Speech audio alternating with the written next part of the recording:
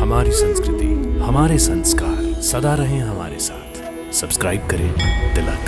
भगवान राम की जन्मस्थली अयोध्या में सहस्त्र चंडी और दिव्य रुद्र होम महायज्ञ का आयोजन किया जा रहा है। आइए इस महायज्ञ का हिस्सा बने। योग के द्वारा इन चक्रों को जागृत किया जाता है।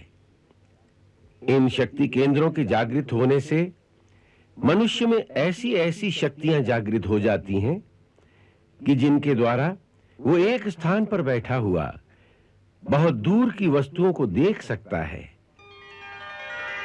बहुत दूर की आवाजों को सुन सकता है, बहुत दूर बैठे हुए किसी दूसरे योगी से साक्षात संपर्क कर सकता है। गुरुदेव, आपने कहा कि योगी किसी दूसरे स्थान पर जाकर दूसरे योगियों से साक्षात संपर्क कर सकता है। इसका अर्थ है कि हमारा यह शरीर उड़कर किसी दूसरे स्थान पर जा सकता है? नहीं, पंचभूतों से बना हुआ हमारा ये स्थूल शरीर प्रकृति के नियमों में जकड़ा हुआ है। ये उन नियमों का उल्लंघन नहीं कर सकता। फिर जिनके अंदर पूर्ण योग शक्ति का विकास हो जाता है, वो स्थूल शरीर को छोड़कर अपने सूक्ष्म शरीर के द्वारा जहां चाहें जा सकते हैं। अब यही एक विद्या मेरे पास रह गई है। माता सरस्वती के अनुसार कल मैं ये विद्या तुम्हें सिखा दूंगा।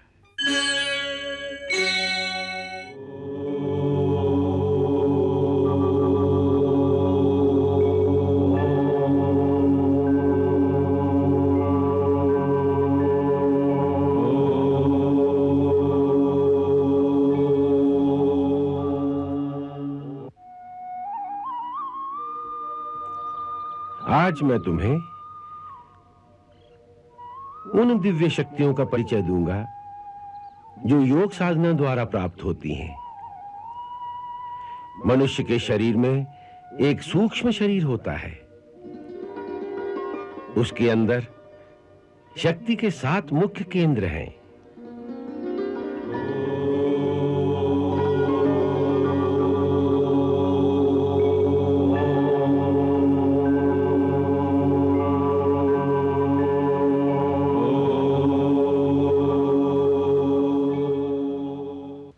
सबसे पहले मूलाधार चक्र है, जो लिंग और गुदा के मध्य में स्थित है। इसी चक्र में कुंडलिनी शक्ति का निवास है। इसी कुंडलिनी के अभ्यंतर ही मूल चित्त शक्ति भी विराजमान है। इसी परम शक्ति को जगाना और फिर उसका नियंत्रण करना ही योग का परम लक्ष्य है। ये मूलाधार चक्र मनुष्य देह का आधार स्वरूप है। इसीलिए इसे मूलाधार पद्म कहते हैं। इसमें पृथ्वी तत्व की प्रधानता है। इस मूलाधार पद्म का ध्यान करने से गद्य पद्य की लेखन शक्ति, वाक शक्ति और आरोग्य आदि की प्राप्ति होती है। दूसरा स्वादिष्ठान चक्र है, जो लिंग के मूल स्थान में स्थित है। इसमें वरुण तत्व की प्रधानता है। इसका ध्यान करने से भक्ति, आरोग्य और प्रभुत्व की सिद्धि मिलती है। तीसरा पद्म मणिपुर चक्र है, जो नाभि देश में अवस्थित है। इसमें अग्नि तत्व की प्रधानता है। इसका ध्यान करने से आरोग्य, ऐश्वर्य एवं जगत के पालन और विनाश करने की शक्ति मिल सकती है। चौथा पद्म 12 पंखुड़ी वाला अनाहत चक्र है, जो हृदय मंडल में विद्यमान है। इसमें वायु तत्व की प्रधानता है। इसका ध्यान करने से अणिम आदि सिद्धियों की प्राप्ति होती है। पांचवा विशुद्ध चक्र है, जो कंठ में विद्यमान है। इस पद्म की 16 पंखुड़ियां हैं और इसमें आकाश तत्व की प्रधानता है। इसका ध्यान करने से मनुष्य जरा और मृत्यु पाश की पीड़ा से मुक्त हो सकता है। छठा आज्ञा चक्र है, जो दोनों भवों के बीच स्थित है। इस पद्म की केवल 2 ही पंखुड़ियां हैं। इन दोनों के बीच एक गोलाकार ओंकार स्वरूप ज्योति सदा जलती रहती है। इसके त्रिकोण मंडल में ब्रह्म, विष्णु और शिव का निवास है। इसी आज्ञा चक्र के ऊपर इड़ा, पिंगला और सुषुम्ना इन तीनों नाड़ियों के मिलने का भी स्थान है। वास्तव में यही त्रिवेणी तीर्थ है।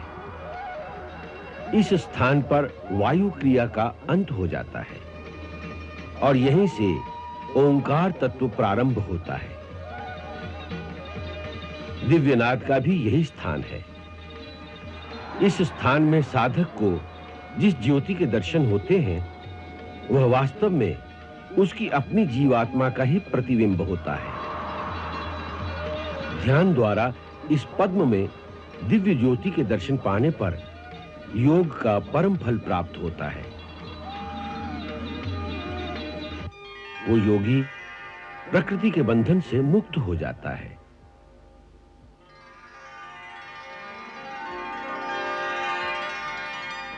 इसके पश्चात 7वां चक्र है, सहस्रार चक्र।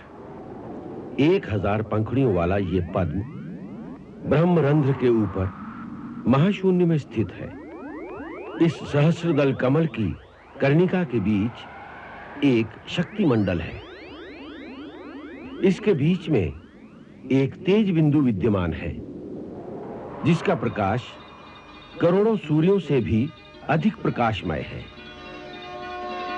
ये प्रकाश बिंदु ही अज्ञान के अंधकार का नाश करने वाला सूर्य स्वरूप परमात्मा है। इन्हीं को भिन्न भिन्न संप्रदाय के लोग अलग-अलग नामों से पुकारते हैं। साधना के बल से इसी प्रकाश बिंदु के दर्शन करने को ही ब्रह्म साक्षात्कार कहते हैं। इनके अतिरिक्त और भी कई सूक्ष्म शक्ति केंद्र हैं, परंतु मैंने तुम्हें केवल मुख्य केंद्रों का ही विवरण संक्षेप में बताया है।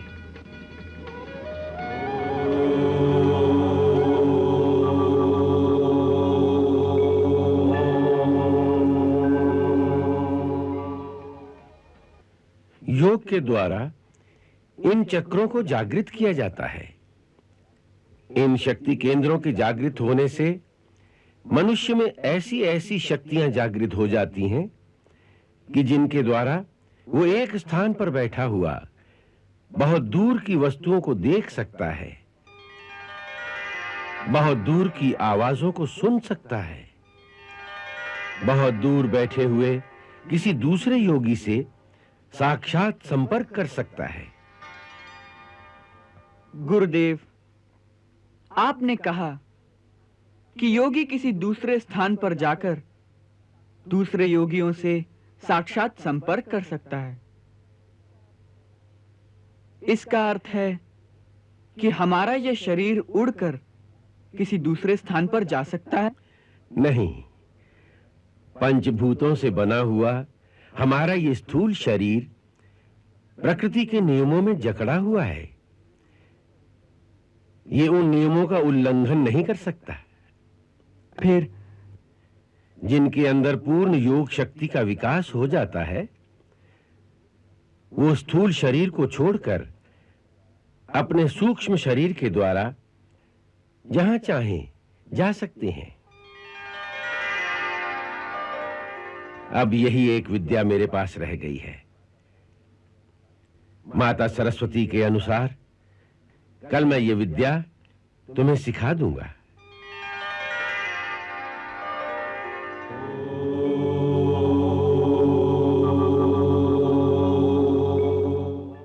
तो कल तुम सूक्ष्म शरीर के द्वारा किसी दूर देश की यात्रा करोगे? गुरुदेव ने तो ऐसा ही कहा है। काश मुझ में भी तुम्हारे जितनी प्रतिभा होती। तो गुरुदेव मुझे भी ऐसी शक्ति प्रदान करते तो मैं भी नित्य प्रति ऐसी ही यात्रा करता। नित्य प्रति कहाँ जाते? नित्य प्रति मैं अपनी माता के पास जाता। वो प्रतिदिन सवेरे सवेरे दही बिलोती है, उसमें से माखन निकलता है। मैं रोज वहां जाकर माखन खाता और फिर यहां चला आता।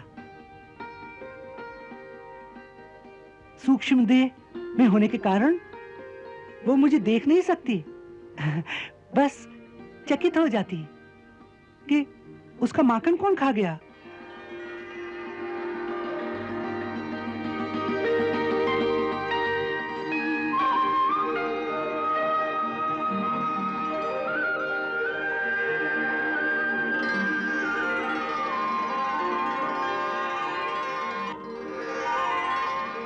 आहा,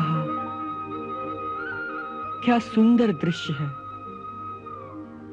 मां दही बिलो रही है और तुम चुपचाप उसके पास बैठे माखन मिश्री खा रहे हो। नहीं, मिश्री नहीं। हमारे पास इतना धन नहीं कि हम मिश्री खरीद सकें।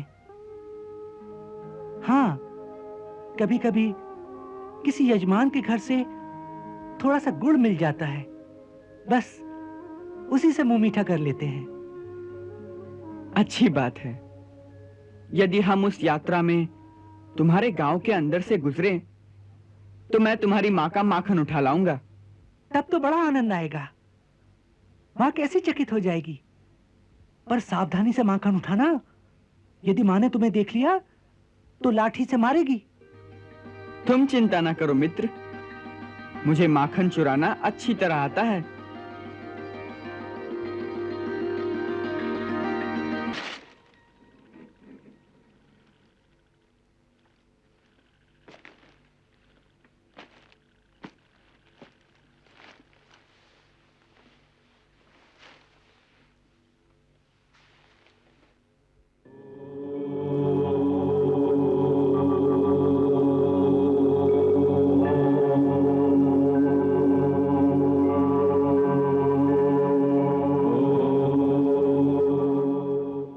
आज मैं तुम्हें सूक्ष्म शरीर से यात्रा करने की गुप्त विद्या सिखाऊंगा।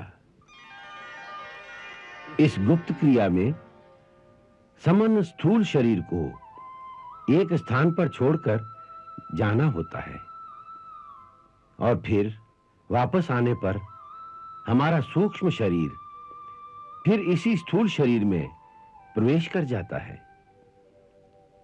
इसीलिए यह आवश्यक है कि यह स्थूल शरीर तब तक सुरक्षित रखा जाए, अन्यथा यदि कोई भूल से इसे मृतक समझकर इसका नाश कर दे तो बहुत बड़ा अनर्थ हो सकता है। इसीलिए इस कुटिया को चारों ओर से बंद कर दिया गया है। बाहर से इस कुटिया की सुरक्षा का उत्तरदायित्व गुरु माता पर है, जो इसकी रखवाली करेंगी। इस क्रिया को वही कर सकता है जिसके अंदर योग की सारी शक्तियां जागृत हो चुकी हों। ये शक्तियां बड़ी कठिन और लंबी साधना से जागृत होती हैं, परंतु यदि गुरु समर्थ हो और वो किसी सुपात्र को तत्काल ये सिद्धियां देना चाहे तो वो अपने तपोबल की शक्ति द्वारा शिष्य के अंदर शक्तिपात कर सकता है, जिससे शिष्य के अंदर योग की समस्त शक्तियां और सिद्धियां उसी क्षण जागृत हो जाती हैं।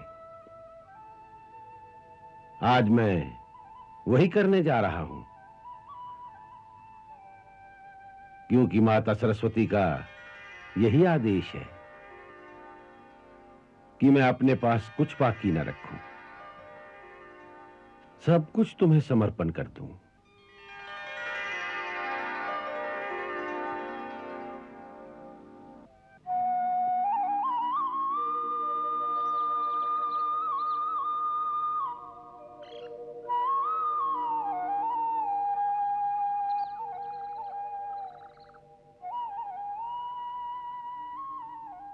हे महाकाल, हे समस्त योगियों के परम गुरु भगवान शिव, मैं अपने जन्म जन्मांतर की भक्ति और तपस्या का फल अपने इन दोनों शिष्यों को समर्पित करता हूं। हे महायोगी, अपनी परम दया से इन दोनों को योग की समस्त सिद्धियां और शक्तियां प्रदान करने की कृपा करें।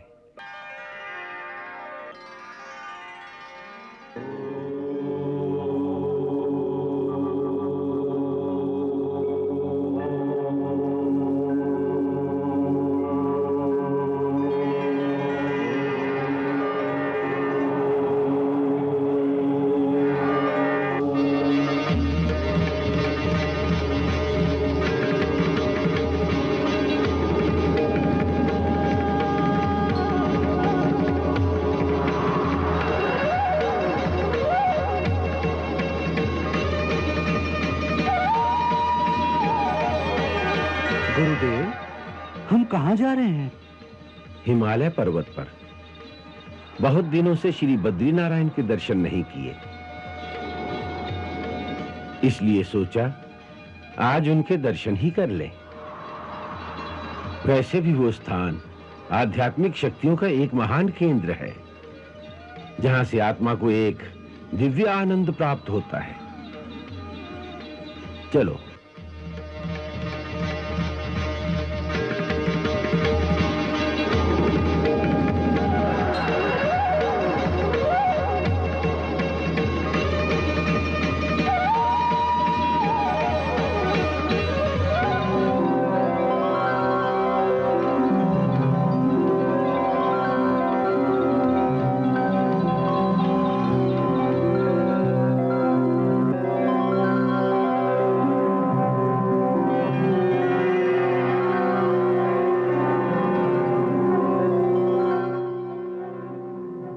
ये स्थान आध्यात्मिक शक्तियों का एक महान केंद्र है। इसीलिए बड़े-बड़े सिद्ध योगी, महात्मा, देवता और भक्त इस परम पवित्र बद्री वन में निरंतर तपस्या करते रहते हैं। वो लोग दिव्य शरीर धारण करके यहां रहते हैं, इसलिए इस सूक्ष्म शरीर द्वारा भी उनके दर्शन नहीं हो सकते। उन सब महान आत्माओं को जो अध्ययन रूप में यहां विद्यमान है, उन सबको प्रणाम करो।